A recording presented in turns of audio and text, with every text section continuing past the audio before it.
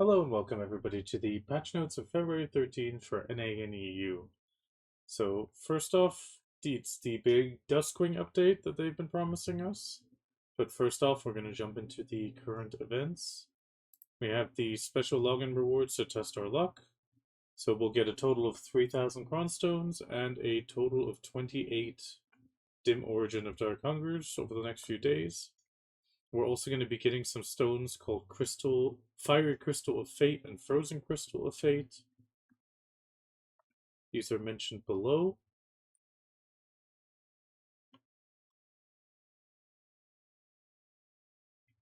So it is an enhancement item with feeble power lost by trying an underfoe during his research. You can sell this item for 1 million silver, or you can use it for enhancement, but the success rate is very, very low. However, when attempting enhancement with this item, the enhancement materials such as Essence of Dawn are not consumed, and the enhancement level won't drop. So it's kind of like a free hammer hit, just at a really low chance. Also, if the enhancement fails, the enhancement chance and accuracy do not increase, and the item's max durability decreases. So we'll be able to get them one of two types through the daily challenges.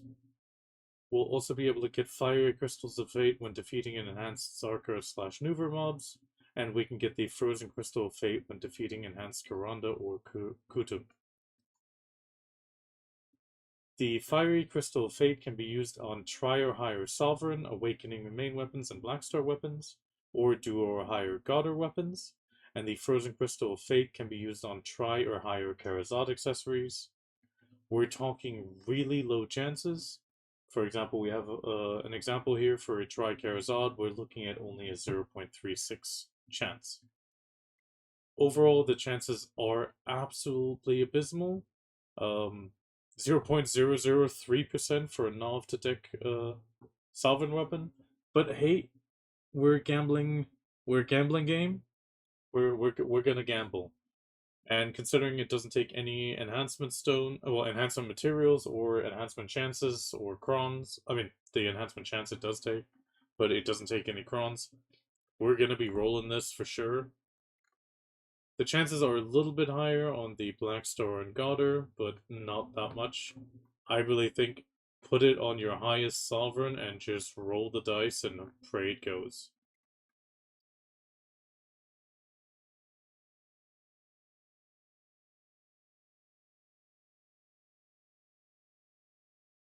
There's just another mention at the bottom.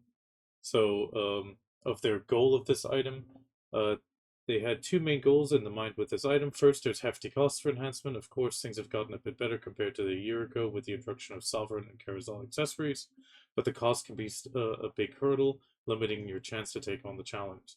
So PA wants to give us a chance to enhance your prize gear without the usual burden, at least once. The second goal is along the same lines, offering a secondary item to help you develop your own routine or pattern when enhancing.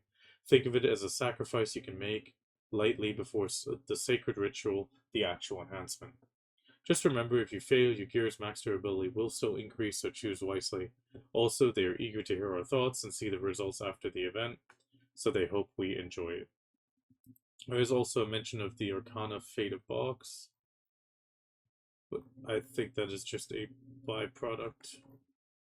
Oh no, it's in the drops. Okay.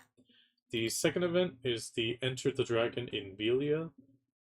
First off, it's a wyvern, not a dragon. We're gonna stick with this because this is still a wyvern, but I need to debunk that as a dragon fanatic. Effectively, from now until February 27th, you can pick up a quest from the Black Spirit. After accepting the quest, you will obtain a Duskwing calling horn for 14 days. During this 14-day time, you can summon the Duskwing, and you get a warning that after 30 seconds, or if you go into water, if you're not mounted, it will disappear again, and then you have to resummon. Skills are W and S, or while moving A and D for the moving and turning, W shift for an instant accel, E for ascending, and Q for descending. Duskwing may face challenges in mounting when obstacles surround it. We recommend using the calling horn in open plains free of obstructions. And otherwise, there is some limitations. I'm trying to find them. I saw them earlier. Well, limitations for Duskwing are it cannot be used during Node Wars, it cannot be used during any big combat events, and otherwise, yeah, those are the main limitations currently. With that, we're going to be going to the final event, the Top Dating Coaches Assemble. So there's accepting a quest of Confessing 101 to 103 with the 3 NPCs in Velia, with Eileen, Tran, and Underfoe, and Creo.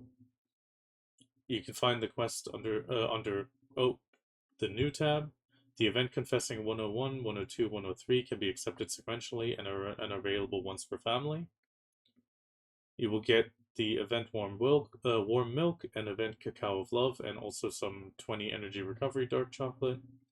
When you accept the quest Cupid of Love from Creo and Velia, you can use a simple cooking of the warm milk and cacao of love to make the chocolate full of love and become a Cupid of Love. And completing this will give the Cupid title, some more energy bars, and also the All We Need Is Love, Combat, and Life Roses. If you accept the quest Confession Time from Papu across from Creo and deliver the chocolate, you get the Flutterfly title, Sweet Gift Letter, and again, All We Need Is Love 3 times for Combat and Life. Both titles are yellow titles. Oh no. Oh yeah, event title is yellow.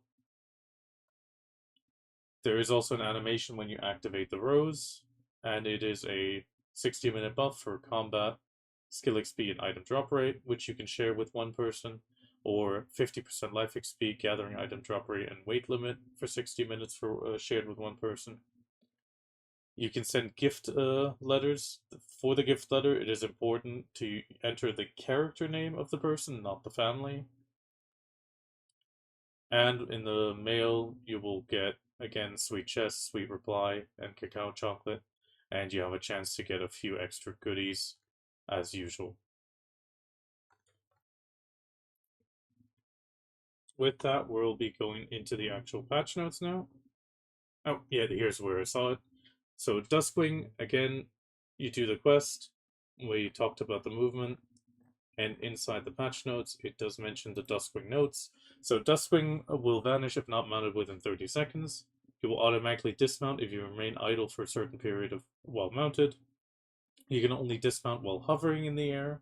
If you dismount properly while airborne, your character won't take any fall damage. Duskwing HP is consumed while moving and performing actions, and you will automatically dismount if Duskwing's HP falls below a certain level. Greater HP is consumed at higher altitudes or when flying over the sea, and Duskwing cannot be used during Node War, Conquest War, and in certain content. And finally, Duskwing will disappear if it falls into water. The Duskwing trainer is slightly north of Krong Castle, and that is the connection to the event. The big V change is here now, so as stated during the Global Labs, the movement speed during the skill has been reduced. However, the iframe will remain even once you become visible. You can also now press space to jump to slightly higher terrain while using V. You will still take fall damage if you fall from a bigger height. Active debuffs such as Bleed and Pain will continue to damage your character during the skill, and they've reduced the stamina recovery during V. However, they've also changed that your character will no longer recover stamina even during motions after reappearing, but they fixed an issue where you could combo into other skills once the skill is ended while airborne.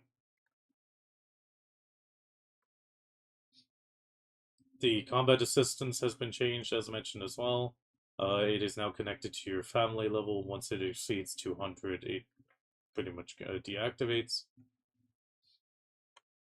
Now we're going to go through very quickly through all the class changes. So we have the Warrior Awakening getting some buffs, Ranger Main Succession,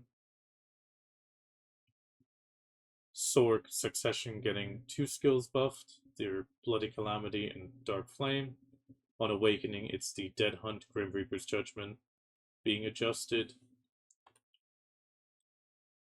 Circus Succession, we got Wailing Beast, Axe of Destruction, Frenzied Tyrant, and Frenzied Wind, all getting massive cooldown reductions. They've also fixed some issues with Frenzied Winds. A lot of skills are getting damage buffs: Prime Predatory Hunt, Prime Raging Thunder, Prime Ancient Wave, Time to Rob, Feral Rage, Axe of Destruction, Wailing Beast, Frenzied Winds, and Frenzied Tyrant. There's also some changes for cooldown application of Frenzied Destroyer and Prime Beastly Windslash. In Awakening, they've adjusted Devastation, Titan Blow, Ancient Wave, Seismic Blast, Slugfest, Scattershot, Black Spirit Devastation, Black Spirit Titan Blow, and Black Spirit Slugfest. They've also changed again some cooldown effects. Tamer Succession is getting a change on Fearful Trembling, pretty much damage buffs. Prime Void Lightning, it has reduced damage during cooldown.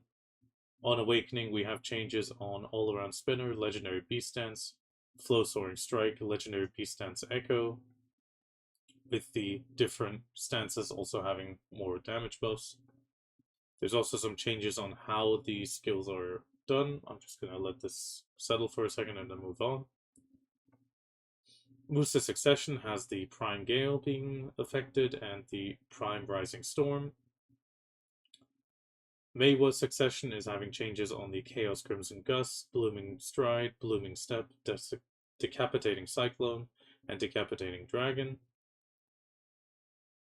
Also on Razor Blade Corolla, Carver 1, Carver Typhoon is being adjusted. We're also getting changes on the Ultimate Whirlwind Cut, Prime Petal Swirl, also including Prime Carver, Prime Red Moon, Prime Blind Slash, and Prime Blooming. These are all getting adjusted. Valkyrie is another one that is getting a lot of changes on Succession. So they've added a 4-second cooldown to the Sword of Judgment. Then we have changes to Judgment of Light 1, 2, and 3. Also changes to Divine Power and Gladius Gloriae, Celestial Smite, and Divine Slam. On Awakening, Divina Impulsa, Blitzstab, and Ultimate Blitzstab are being adjusted. Also, Purification, Sacrum Ferret, Lussum Fluxum, or Sacrum Ferret 4. The Lancia Lustite, oh my god, some of these names. Sanctitas de Enslar, Blitzstab, Divina Impulsa, Terra Sancta, and also the Black Spirit, Lancia Lustide, and Terra Sancta are being adjusted. Succession Wizards getting very small changes on the Voltaic Discharge and Voltaic Discharge Focus and Voltaic Discharge Diffuse. Very small damage changes.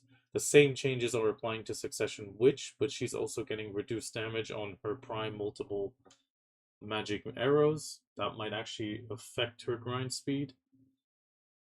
Striker Awakening is getting changes to Infernal Destruction, Flow Bite Off. Also Skull Crusher, Black Spirit, Skull Crusher, and Rampaging Predator, and the Flow Bite Off as mentioned.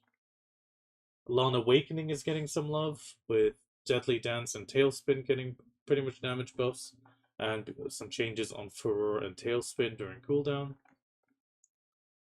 Maid Succession Nova is getting some cool critical hit rate buffs being extended from 5 to 10 seconds on Icy Kiss, Face of Darkness. Bitterstar, also the DP debuff is going from -15 to -20 for 10 seconds. And she's getting big buffs across a lot of skills, including Absolute Command Rime Ice, Face of Darkness, Bitter Rain, Icy Thorns, Karatum's Ascension, Frozen Earth, Stama's Mate, Entangling Icy Thorns, Swooping Ring, Frozen Chain, Bitter Star, and Karatum's Earth. So do watch out for Nova, because I feel like some of these buffs will affect it in PvP as well, giving her a bit more bite to her defense. Sage Succession is just getting a change where the magic AP +1 where only a magic AP +1 was applied instead of magic AP +2. Corsair is only getting a small issue where her super armor effect disappeared during the last attack on Sea Stroll. Now, Succession Dracania, she's getting a lot of love this patch. She's getting a cooldown reduction on her down C from 50 to 12 seconds. That is pretty good. They've also changed the skill damage for Brimbolt Strike, Blazing Strike, Markthanon's Flourish, Eviscerate, Sundering Claw, well, Ascent, and also Omni Slash. It is pretty much damage buffs across the board with PvP adjustment. Still a slight net positive in PvP. It might give her the small little buffs that she needed. Awakening is getting some buffs. She's getting the high level damage displayed for skills pretty much being buffed a little bit on the higher end. The lower end being also buffed a little bit, but not as much. So we have Hexablood, Tip of the Scale, Savage Decree, Extinction, Flow Obliterate. And then we have the Dragon Blood, Savage Decree, Spiteful Soul, Sundering Roar, Aerial Burst, and Doombringer being all adjusted upwards. Wuso Awakening is also getting a big change. A critical hit rate of plus 40 buff to all the damage under the effect of Bloom, Deluge, Soul Cleanse, Mark of the Moon, Bloom Burst, Flow Bloom, Life Lure, and Sechion Field Flow is being added. They've removed some critical hit rate buffs for 5 seconds from Bloom Deluge and Soul Cleanse for that. They've slightly increased the duration of invincibility and travel distance when you use Flitting Step. They've changed Blooming Death cooldown downwards a little bit. They've also changed the cooldown upwards a little bit on Soul Shower. Sahi's Descent is getting an all DP minus 20 for 10 seconds on hit. And overall, she's getting damage buffs across the board with PvP modification again. Soul Shower, Soul Shock, Sahi's Descent, Mark of the Moon, Death Proclamation or Mark of the Moon, Moonlit Blast, Black Spirit Moonlit Blast, and Black Spirit Soul Shower. Succession Megu is getting the following skills slightly buffed in damage across the board. Prime Heavenward's Dance, Bristling Sparks, Fox Flare, Pedal Play, and Spirit Swirl. Also, it is the same changes for Sage. Only Magic AP plus 1 was applied instead of a Magic AP plus 2. That is being fixed. On Awakening, again, damage buffs. Sadly, I don't think she needs it in PvP, but it will gain a little bit even with the PvP modifier. Ember Claw Torrent, Ember Claw Slash, Ember Claw Sweep, Ember Claw Crush, Ember Claw Finale, and Black Spirit Ember Claw Crush are all getting damage buffs. Dosa is getting a small clunky animation fixed, and also there's a reduced damage during cooldown for Prime Cloud Veil on Succession. Deadeye has some general changes happening, where a fix to her attack speed increase was incorrectly displayed on Quick Draw and Bullet Storm. Sunset Piercer has been changed so that Shift E after Run and Gun will now combo into the skill instead of activating Switch and Load. They've reduced the damage during cooldown for Dust Devil, and they fixed an issue where collision detection occurred when the skill was used with Marnie rounds for the Dust Devil Kaboom. We have the Snowfall Crasher Powder Rush getting the extra map. So it is now officially called Snowfall Crasher Alpine Glide or Powder Rush. This is a new route we can take. Just for fun, we'll probably do a guild event. It sounds like an absolute blast, taking on a more challenging slope. Lando at Snowfall Crasher has started selling Snowfall Crasher Powder Rush flares, so that allows you to move up to the top very quickly. And they've changed the name of the Snowfall Crasher slope and event item, so the Snowfall Crasher Alpine Glide, and there's the Snowfall Crasher flare also being changed to Alpine Glide. In Arena of Solare, they're having a big change of the effects for Fire Swarms and Water Chill. When they're destroyed in Arena of Solare, they will no longer apply to party members, but are completely individual. That is a really big change. Then we have the Oceanteared Ebenruth being finally released. It was a bit late. We were kind of waiting on this last week, but it is out now. You can now manufacture the Rusalka Sea Crystal with the Ebenruth Null, and that will combine your Ebenruth Null with your crystal stat. They've removed the durability reduction, the durability from the Null, so it will no longer consume it, as it does with crystals. If you want to get the crystal back out, you manufacture the Oceanteared Ebenruth Knoll, and you reacquire the used Rizalka Sea Crystal and the Ebenruth Knoll. So we'll be able to swap out the crystal. I know a lot of sailors are probably going to immediately run to the forums and say, please let us make a ultimate Oceanteared, where we can just keep combining all the crystals as we get them, because constantly swapping is going to be a pain. Then we have the reef removal at Ilia Island, Aberdeen Island, Dellinghart Island, Tula Island, Bujara Island, Larouve Island, and Almai Island. It is pretty much removing underwater rocks and rocks that are jutting out into the general movement. The blue Carrack gear on the central market is coming out. So after the February 27th maintenance, you'll be able to list blue Carrack gear on the central market. During that maintenance, we will also get the following titles based on the number of items already owned in the family. If you own one or more from the list, you will get the Ocean Pioneer, which is a yellow permanent title. If you own 4 or more, you will get the Captain, which is a yellow permanent title. Effectively, okay, we're getting a small title. I kind of wish they would have put a name on it, but hey, that might still happen. They did the same thing with the boat. There's a small change that you can now get the Venia Murph costume on Deadeye. Big Monster Zone changes. Dekia Lantern Crescent, Dekia 1 Crescent Shrine. So they've added obtainable loot from defeating the Argus Obsidian Energy. They've reduced the number of hits to defeat the Obsidian Energy by half. They've changed to make the Obsidian Energy disappear after a certain time instead of right after the mechanic if not defeated. They've added a powerful attack to be cast over a wide area after a certain time if the energy is not defeated, and before it was a DP increase for the monsters, now it is a damage reduction increase and AP increase on the monsters. So it really sounds like this could make the Crescent Shrine mobs a bit more dangerous for people that are just barely getting the requirements. So concentrating on those Argus Obsidian energies might really be worth it just to avoid that massive AP increase, especially during nighttime. Dekia 2 Lantern, we're getting the Golem Heart being spawned every set number of mobs.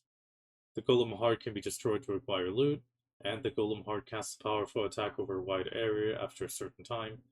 Sounds a little bit like another Golem spawn, but just in this case it's the Golem's Heart. Pretty much destroy as quickly as possible to avoid the big damage. Darkseekers, they're changing the karma recovery a little bit. So the karma recovery will recover by 10 when you kill punitive and vengeful Darkseekers. And they've changed to prevent the karma recovery when defeating a Darkseeker with the Gluttonous title. So it will only be on the regular punitive and vengeful Darkseekers. They've changed the UI for workers a little bit. We already knew this was coming. Now we will be able to change skills on workers that are currently on a process, which is really great. They've also changed the UI for the worker exchange, so they allow a selection of the affiliate town when checking the worker registered on the worker exchange. And they also allow a filter function when checking the worker registered on the exchange by if they're registered, their grade, and their level. Also, we can now see on the town name on the left side of the screen how many workers are currently hired in a town and the maximum number of hireable workers in said town. Could be interesting, might be able to fill out a few free slots that we get.